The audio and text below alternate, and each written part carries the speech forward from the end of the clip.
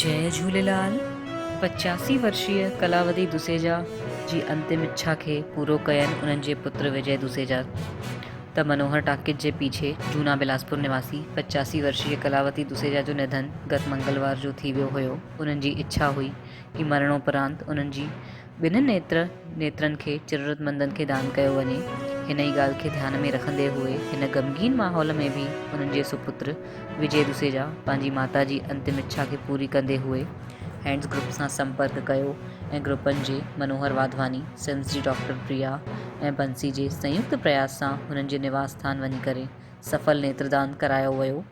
हिन प्रकार पंहिंजी सांसारिक यात्रा पूरी करण खां पोइ वेंदे वेंदे भी उन्हनि जो जीवन रोशनी करे वियो। जिन्हनि अॼु तक हिन सुंदर दुनिया खे ॾिठो तक न हुयो, उन्हनि पंहिंजे अंधकार जीवन जीअण लाइ विवश हुया। माता कलावती दुसेजा जे नेत्रदान सां ॿिनि माण्हुनि खे जीवन उमंग सां भरिजी वेंदो। जॾहिं मानस खे बुजुर्गनि सां प्रेरित थी करे जन कल्याण लाइ अॻिते वड़ी चढ़ी करे पहल करणी घुरिजे।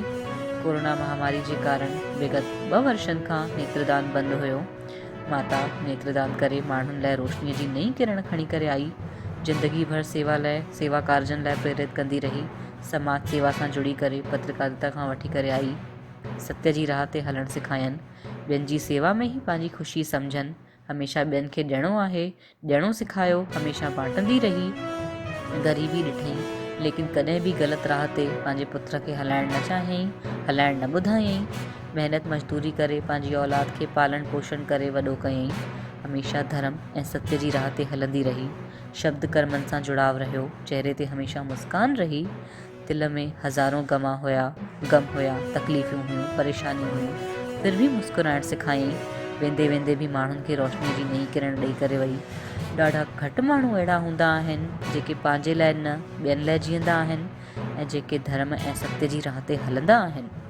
पानी पानी होता है, गंगा जल कुछ और है, माएँ तो लाखें हैं, पर ममता मई माँ करोड़ों में एक होती है, और वह है परम पूजनीय ममता मई माँ कलावती दुसेजा। जय झूलेलाल।